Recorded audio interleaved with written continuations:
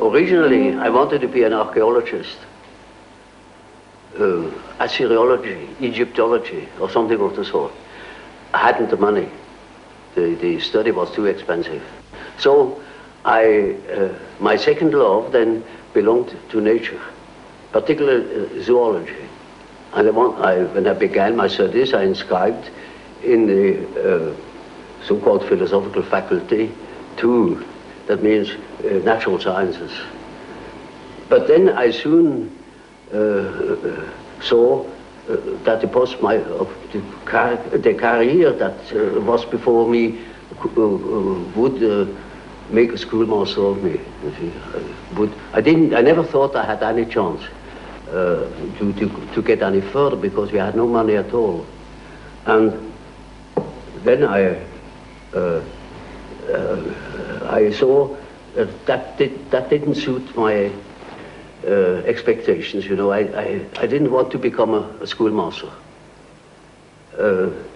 Teaching was not just what I was looking for. And so I remember that my grandfather has been a doctor, and I knew that when I was studying medicine, I had a chance to study natural science and to become a doctor, and a doctor can develop. You see, he can have a practice, he can choose his scientific interests more or less. At other ones, I would have more chance than being a schoolmaster. Also, the idea of doing something useful with human beings appealed to me. And did you, when you decided to become a doctor, have difficulty in getting the training at school and in passing the exams? I particularly had a difficulty with certain teachers that didn't believe that I could write a decent thesis. I remember one case where the teacher had the habit to discuss the papers written by the pupils, and he took the best first, and he went through the whole number of the pupils, and I didn't appear, and I was badly troubled over it. And I thought, well, it is impossible that my thesis can be that bad. And when he had finished, he said, there is still one paper left over, and that is the one by Jung.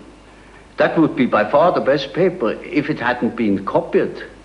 He has just copied it somewhere, stolen. You are a thief, Jung.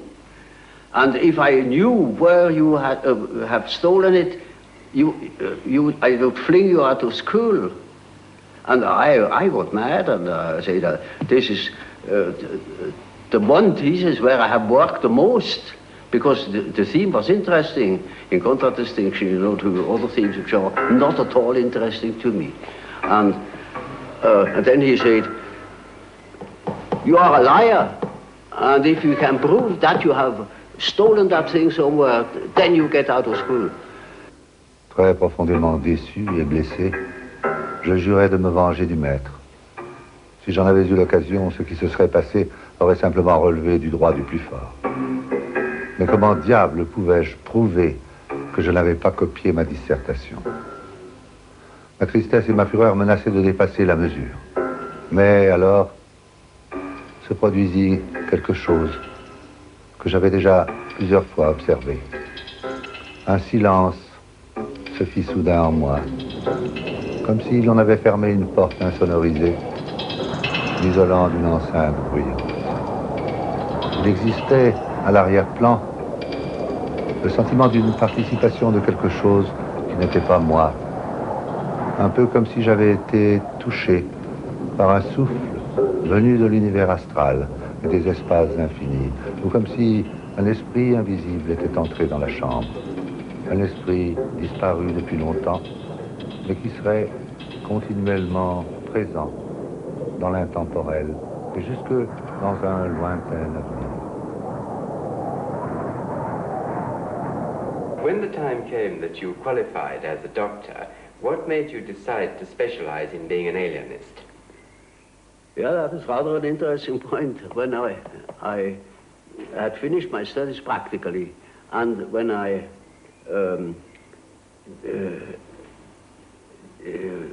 didn't know what I really wanted to do, I had a big chance to follow one of my professors.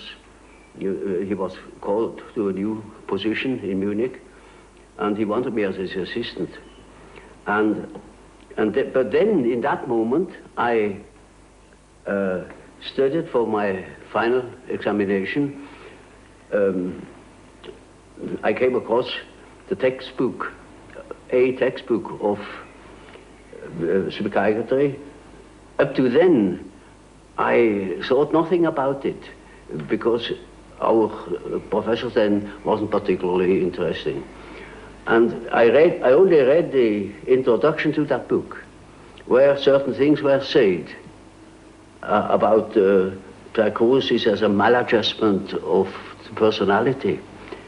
That hit the nail on the head. In that moment, I saw I must become an alienist.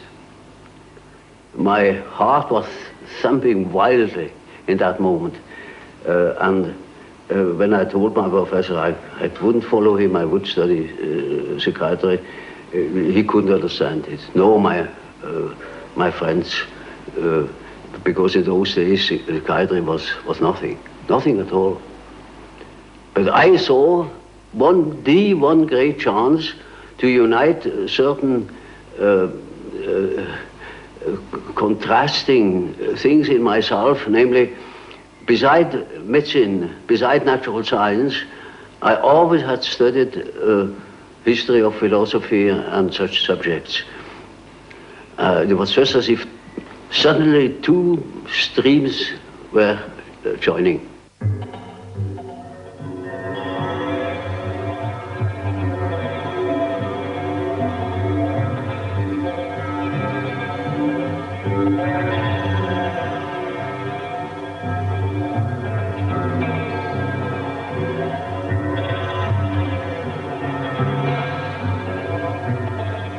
Jung vivait en même temps l'attraction intense pour la nature, pour la réalité concrète, et l'attraction pour les créations culturelles, pour les arts, les littératures, l'histoire, et surtout la philosophie peut-être, et vivait d'une manière assez dramatique intérieurement la question de comment ces deux plans de la réalité pouvaient tenir ensemble dans sa personne. Or, il réalisait soudainement que la psychiatrie se situait justement à cheval de ces deux mondes qui l'attiraient, puisqu'elle posait la question des cas de faillite de cette imbrication de nature et d'esprit. Et il réalisait que d'ici voué pouvait l'amener à mieux assouvir sa vraie passion de pénétrer la réalité humaine aussi complètement que possible.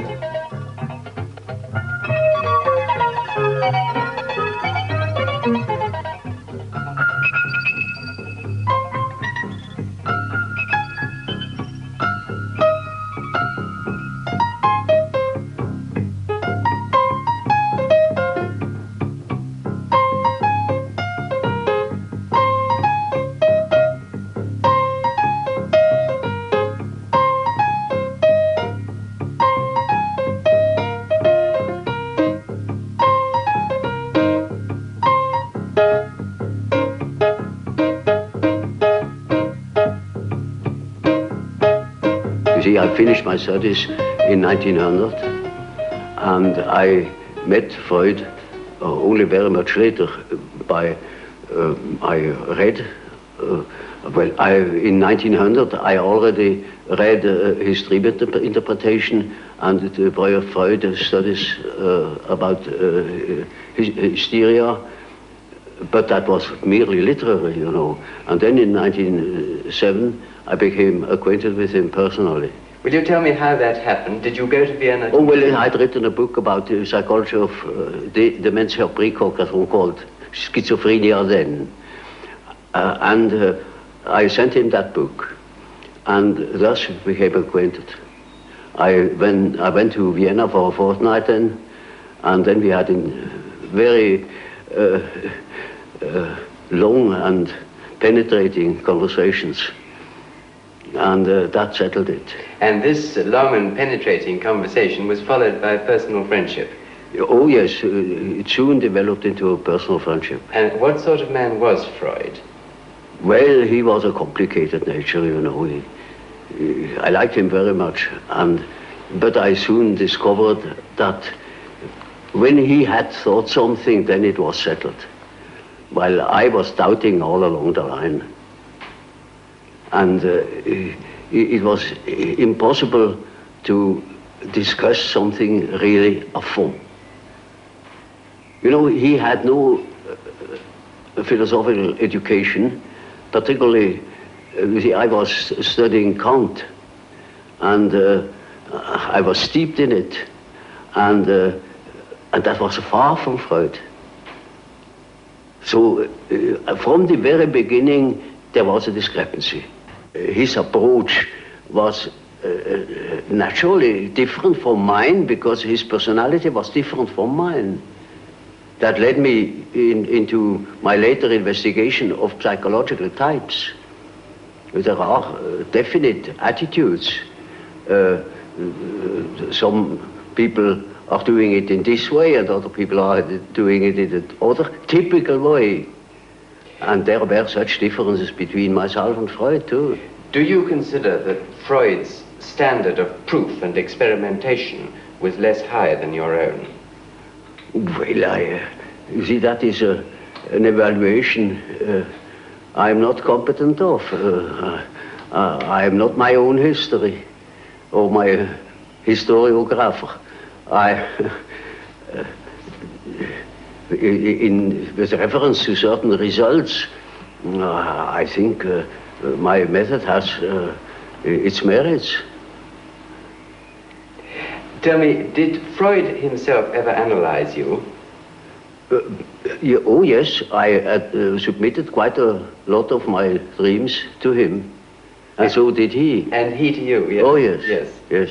Do you remember now, at this distance of time, what were the significant features of Freud's dreams that you noted at the time? Well, that is rather indiscreet to ask. You know, there is such a thing as a professional secret. He's been dead these many years.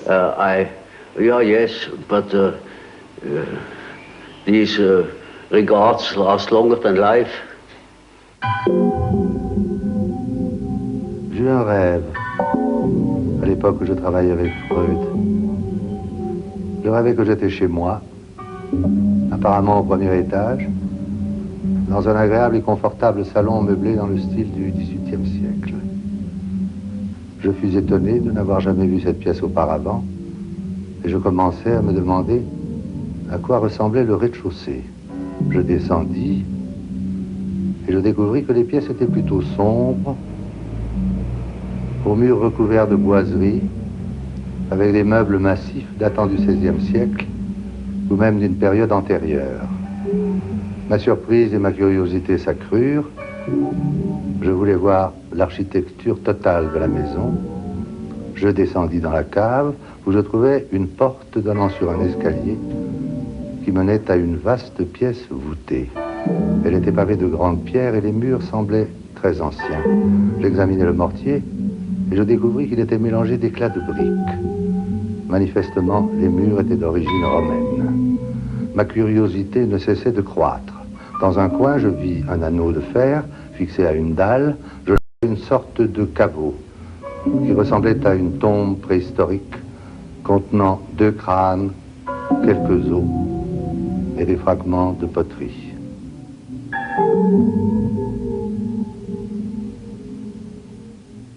Je me réveillais. Si Freud, lorsqu'il analysa ce rêve, avait suivi ma méthode consistant à explorer les associations qui s'y rapportent directement et son contexte, il eût entendu une très longue histoire.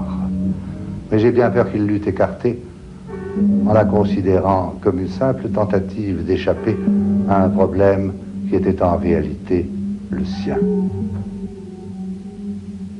Pour ce qui est de la différence d'interprétation des rêves entre Freud et Jung, il est intéressant de se rendre compte qu'ils prennent la relève d'une question qui a été débattue extrêmement longtemps dans notre civilisation, particulièrement à l'intérieur de l'Église catholique, à savoir, est-ce que le rêve est ce qu'on appelle théorématique, c'est-à-dire est-ce qu'il révèle directement une sorte de vérité qui lui serait interne, ou alors, au contraire, est-ce qu'il dérobe comme un secret, est-ce qu'il travestit une vérité qu'il s'agit de comprendre? Pour Jung, et de ce point de vue-là, il s'inscrit dans une très très longue tradition, par exemple dans la pensée indienne traditionnelle, ou bien alors dans un certain nombre de philosophies islamiques, ou tout simplement l'usage des rêves tel qu'on le trouve dans la Bible, c'est-à-dire qui sert de révélation.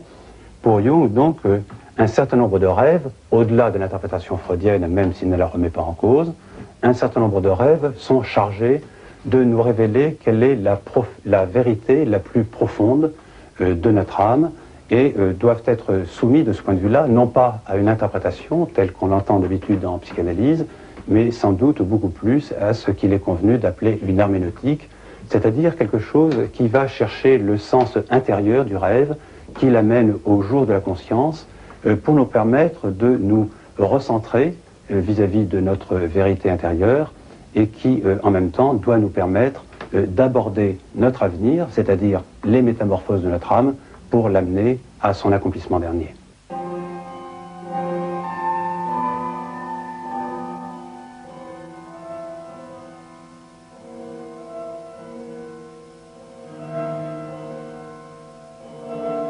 Can we move on to the time when you did eventually part company with Freud? It was partly, I think, with the publication of your book, The Psychology of the Unconscious. Is that correct? That was the real cause. Well, now, before you... Oh, I mean the final course, because it had a long preparation. You know, from the beginning I had a reservatio mentalis. I couldn't agree with quite a number of his ideas. Which ones in particular? Well, chiefly his purely personal approach and his disregard of the historical conditions of man. You see, we depend largely upon our history. We are shaped through education, through the influence of the parents, which are by no means always personal. They were prejudiced, or they were influenced by historical ideas, or what I call dominance. And that is a most decisive factor in psychology. And we are not of today or of yesterday. We are of an immense age. Was it not partly your observation, your clinical observation of psychotic cases, which led you to differ from Freud on this? It was partially my experience with schizophrenic patients that led me to the idea of certain general historical conditions. Is there any one case that you can now look back on and feel that perhaps it was the turning point of your thought? Oh, yes. I made quite a number of experiences of that sort, and I went even to Washington to study Negroes at the psychiatric clinic there in order to find out whether they have the same type of dreams as we have. These experiences and others led me then to the hypothesis that there is an impersonal stratum in our psyche. And I can tell you an example. We had a patient in the ward. He was quiet but completely dissociated, schizophrenic. And he was in the clinic already for over 20 years. He had come into the clinic, as a matter of fact, being a young man, a little clerk, and did no particular education. And once I came into the ward, and he was obviously excited and called to me, took me by the lapel of my coat and led me to the window and said, "Doctor, now you must see. Now look at it. Look up at the sun and see how it moves. You see, you must move your head too, like this, And then you will see the follows of the sun. And, you know, that's the origin of the wind. And you see how the sun moves as you move your head from one side to the other. Now, of course, I didn't understand it at all. I thought, there you are, he's just crazy. But that case remained in my mind. And 4 years later, I came across a paper written by the German historian Dietrich, who had dealt with the so-called Mithras liturgy, a part of the great Parisian sorcerer papyrus. And there he produced a part of the so-called Mithras liturgy. Namely, it is said there, after the second prayer, thou wilt see how the disk of the sun unfolds. And you will see hanging down from it the tube, the origin of the wind. And when you move thy face to the regions of the east, it will move there. And if you move your face to the region of the west, it will follow you. And instantly I knew, now this is it.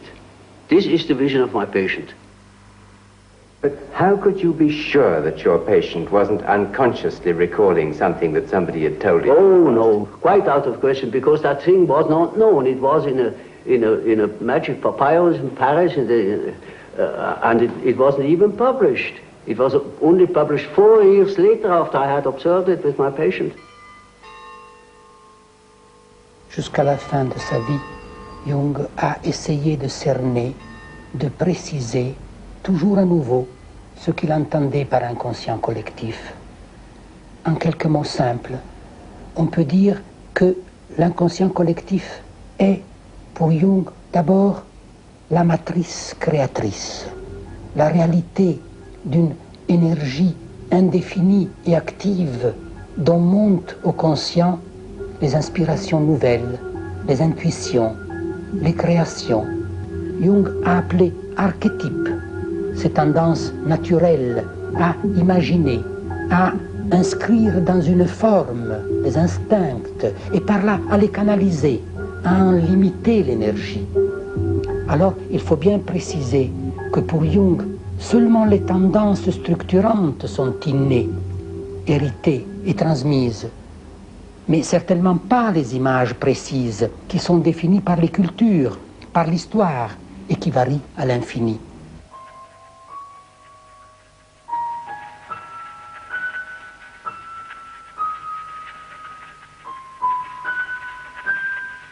Lorsque Jung parle de l'inconscient collectif, il ne parle pas du tout d'un inconscient qui serait commun à tout un groupe, ou à tout un peuple, ou à toute une masse, mais ce qu'il désigne, ce sont des structures a priori de cet inconscient, ou de ce qu'il appelle l'âme, en tout point comparable, par exemple, aux catégories logiques de la pensée, qui, bien évidemment, sont les mêmes pour tous les hommes, partout et en tout lieu. À partir du moment où il a défini ainsi l'inconscient collectif, il s'agit, aux yeux de Jung, pour tout homme, de négocier justement cet inconscient et de le négocier suivant son chemin et sa voie propre. Ce qui, bien entendu, signifie par là même que l'homme a quasiment un combat à mener contre la masse dans laquelle il est éventuellement aliéné, afin de retrouver son authenticité propre. C'est le processus d'ailleurs que Jung appelle le processus d'individuation, par lequel nous devenons non pas un individu, mais beaucoup plus nous devenons une personne. Qu'est-ce que cela veut dire au juste? C'est-à-dire que, une fois désaliénés de la projection que nous pouvons faire de tous les gens qui nous entourent, de la société dans laquelle nous sommes immergés, nous rentrons dans notre propre intériorité et nous trouvons le véritable centre de notre personnalité. Un centre qui renvoie à ce qu'il y a peut-être de plus impersonnel et qui en même temps nous fonde en tant que personne. How did you first decide to start your work on the psychological types? Was that also as a result of some particular clinical experience? Less so. It was a very personal reason, namely to do justice to the psychology of Freud, also to that of Adler, and to find my own bearings.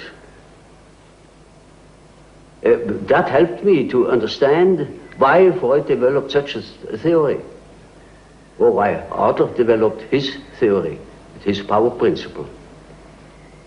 Have you concluded what psychological type you are yourself? Naturally, I have devoted a great deal of attention to that painful question, you know. And reached a conclusion? Well, you see, the type is nothing static. It changes in the course of life. But I most certainly was characterized by thinking. I always thought, from early childhood on. And I had a great deal of intuition too. And I had a definite difficulty with feeling. And my relation to reality was not particularly brilliant. I was often at variance with the reality of things. Now that gives you all the necessary data for the diagnosis. Ce qu'il faut bien comprendre à propos des types psychologiques, c'est, contrairement à ce qu'on croit d'habitude, qu'ils ne désignent pas du tout quelque chose de fixe, mais qu'ils varient au fur et à mesure de la vie. On n'est pas forcément tout le temps un extraverti ou un introverti, on n'est pas tout le temps forcément quelqu'un où prédomine la fonction de la pensée ou la fonction de l'intuition ou celle du sentiment. Mais au fur et à mesure de notre développement personnel, nous pouvons passer d'un type à un autre, échanger en quelque sorte les colorations qui sont celles de notre existence. Mais encore plus profondément, pour comprendre vraiment ce que Jung a voulu dire avec les types psychologiques, il faut savoir qu'il est remonté à toute une recherche sur les genres de personnalité qui avait déjà été menée, par exemple par Origène au début du christianisme, ou qu'on le retrouve encore dans tout un certain nombre de réflexions faites par les gnostiques, et puis surtout particulièrement, car Jung y attache une très grande importance, et il en parle longuement, par les considérations de Maître Eckhart sur la manière dont la personnalité s'adapte à notre monde dans la découverte de sa propre intériorité. De ce point de vue, on peut dire que le type introduit plus profondément à l'idée de l'archétype, à condition de comprendre ce mot tel que Henri Corbin l'a lui-même expliqué à propos de Jung, c'est-à-dire que ce n'est pas un type qui vient d'une préhistoire de l'être humain, c'est beaucoup plus un type qui est sans arrêt à l'origine, mais d'une origine tout le temps prête à se révéler, et que de ce point de vue-là, c'est comme le canal obligé par lequel se manifeste dans notre vie notre vérité intérieure la plus profonde. We need more psychology. We need more understanding of human nature, because the only real danger that exists is man himself. He is the great danger, and we are pitifully unaware of it. We know nothing of man, far too little. His psyche should be studied, because we are the origin of all coming evil. Well, does man, do you think, need to have the concept of sin and evil to live with? Is this part of our nature? Well, obviously. And of a redeemer? That is an inevitable consequence.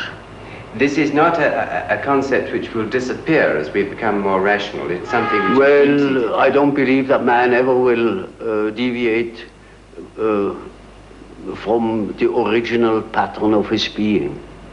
There will always be such ideas.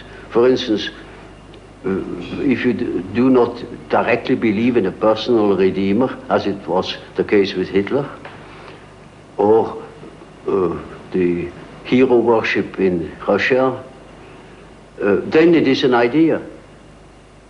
It is a symbolic idea.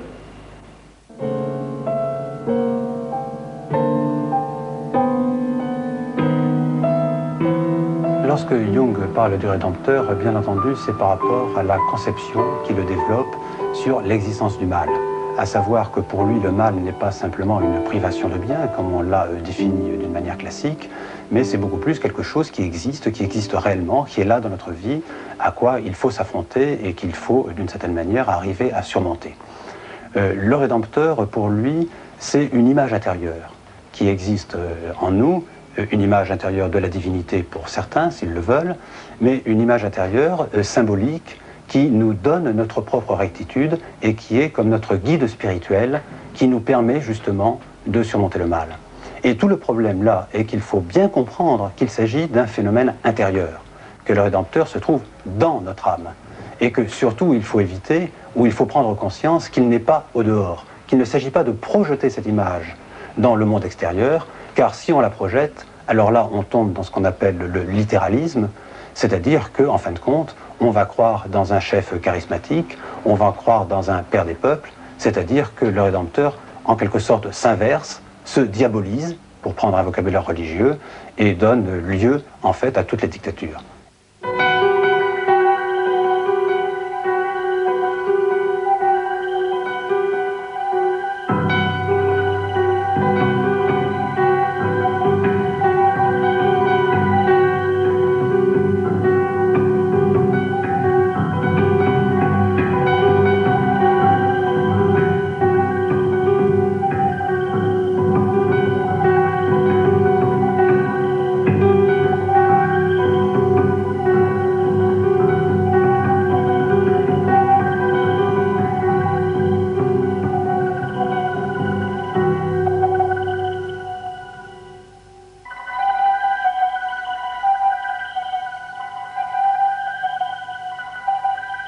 I remember you said that death is psychologically just as important as birth, and like it, it's an integral part of life, but surely it can't be like birth if it's an end, can it? Yes, if it's an end.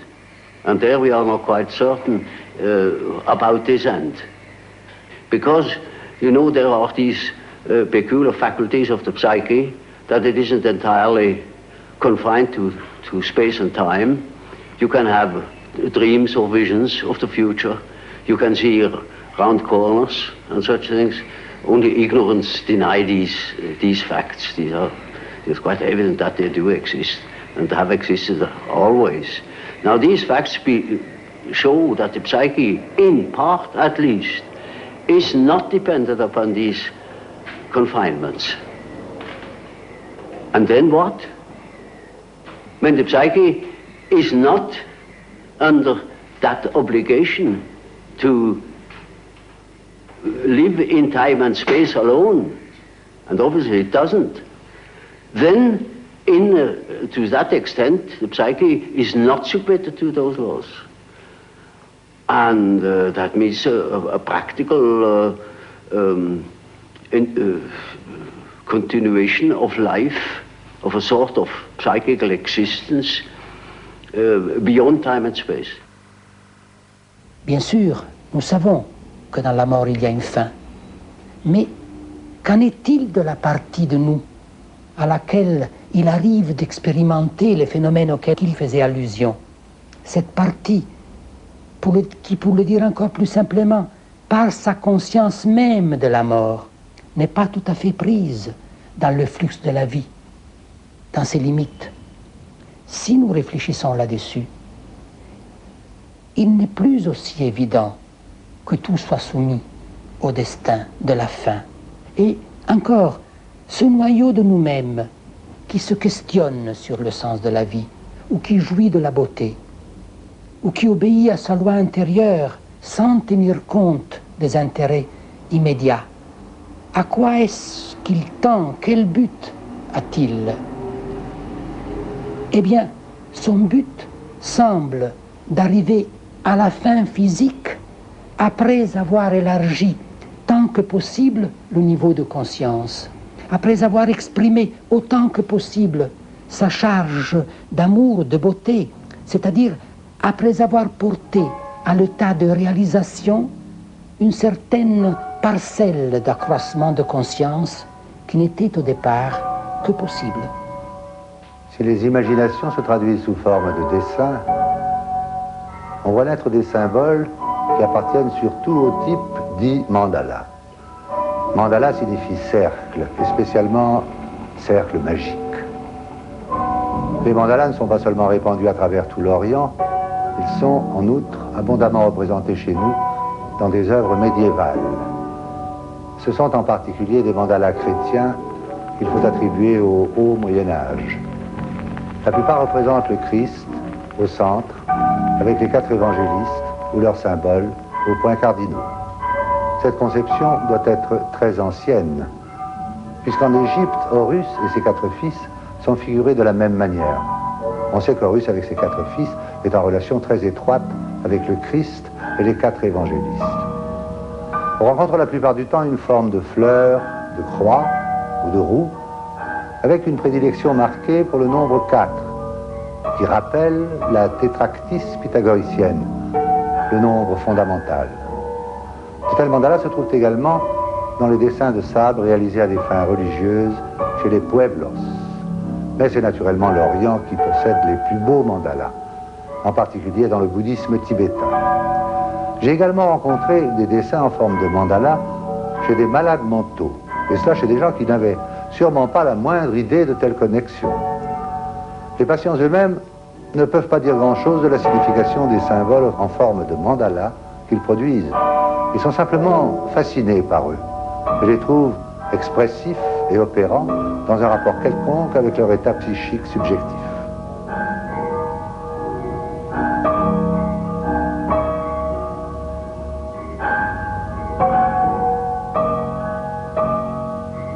You see, the word belief is a difficult thing for me. I don't believe. I must have a reason for a certain hypothesis. Either I know a thing, and when I know it, I don't need to believe it. If I don't allow myself, for instance, to believe a thing just for the sake of believing it. I can't believe it. But when there are sufficient reasons for a certain hypothesis, I shall accept these reasons, naturally, and should say, we have to reckon with the possibility of so-and-so, you know. Well, now, you've told us that we should regard death as being a goal, yes, and that to shrink away from it is to evade life and yes, life purposes. Yes. What advice would you give to people in their later life to enable them to do this, when most of them must in fact believe that death is the end of everything? Well, you see, I have treated many old people, and it's quite interesting to watch what the unconscious is doing with the fact that it is apparently threatened with a complete end. It disregards it. Life behaves as if it were going on. And so I think it is better for old people to live on, to look forward to the next day, as if he had to spend centuries. And then he lives properly. But when he is afraid, when he doesn't look forward, he looks back, he petrifies, he gets stiff and he dies before his time. But when he is living on, looking forward to the great adventure that is ahead, then he lives. And that is about what the unconscious is intending to do. Of course, it's quite obvious that we are all going to die, and this is the sad finale of everything. But nevertheless, there is something in us that doesn't believe it, apparently. But this is merely a fact, a psychological fact. Doesn't mean to me that it proves something. It is simply so. For instance, I may not know why we need salt, but we prefer to eat salt too, because you feel better. And so when you think in a certain way, you may feel considerably better. And I think if you think along the lines of nature, then you think properly. And this leads me to the last question that I want to ask you. As the world becomes more technically efficient, it seems increasingly necessary for people to behave communally and collectively. Now, do you think it possible that the highest development of man may be to submerge his own individuality in a kind of collective consciousness? That's hardly possible. I think there will be a reaction.